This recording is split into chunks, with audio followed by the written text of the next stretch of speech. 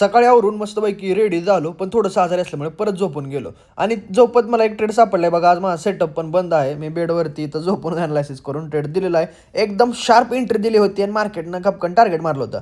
मी आता थोडंसं quantity management चालू केलं आहे बघा. ॲव्हरेजिंग वगैरे थोडंसं ट्राय करतोय आणि खतरनाक असं मार्केटमध्ये आज आपला $1,000 आसपासमध्ये झोपून ₹1,00,000 आसपास प्रॉफिट झाला. त्यानंतर हे दादा आले होते माझं जेवण घेऊन. सात्विक स्पून नावाचं स्टार्टअप आहे बघा. मी त्यांची व्हेज थाळी खाल्ली होती म्हणून नॉनव्हेज मागून बघावं म्हणलं. एकदम क्वालिटी आहे, एकदा ट्राय करा. मराठी माणसं दुबईमध्ये येऊन स्टार्टअप करतात.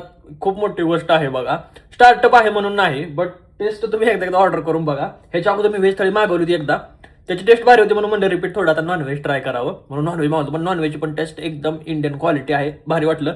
तर दुबईमध्ये जे लोक आहेत आपले मराठी बांधव त्यांनी ट्राय करू शकताय. सात्विक स्पून नाव आहे बघा. करीमवरती पण अवेलेबल आहे किंवा नंबर पण आहे यांचा, त्याच्यावरती पण तुम्ही कॉन्टॅक्ट करू शकताय नक्की. आता फुल जेवलो होतो. चला म्हणलं थोडंसं गेमिंग झोनला जावं हॉटेलच्या. गेलो इथं 2 प्रकारच्या गेम होत्या. एक खेळायसाठी तर दुसरं कोणतं लागत होतं, पण कोण नव्हतं. म्हणून तिथून गेलो मी स्विमिंग पूलला. तर स्विमिंग पूलला पण आज कोणीही इथं आपल्याला दिसत नाहीये, कारण की दुबईमध्ये आता गर्दी कमी झाली आहे. त्यानंतर जिममध्ये गेलो, थोडासा वर्कआउट करून घेतला आणि वर्कआउट झाल्यानंतर मी थोडंसं बाहेर जावं म्हणलं. तर बाहेर गेल्यावर मला हे फ्युरियस कार रेंटल दिसलं. अशा प्रकारे इथं रेंटवरती गाड्या भेटतात आणि ज्या की आपण आपल्याच आहेत म्हणून सांगायच्या सगळ्यांना, इंस्टाग्रामवरती व्हिडिओ टाकायचे.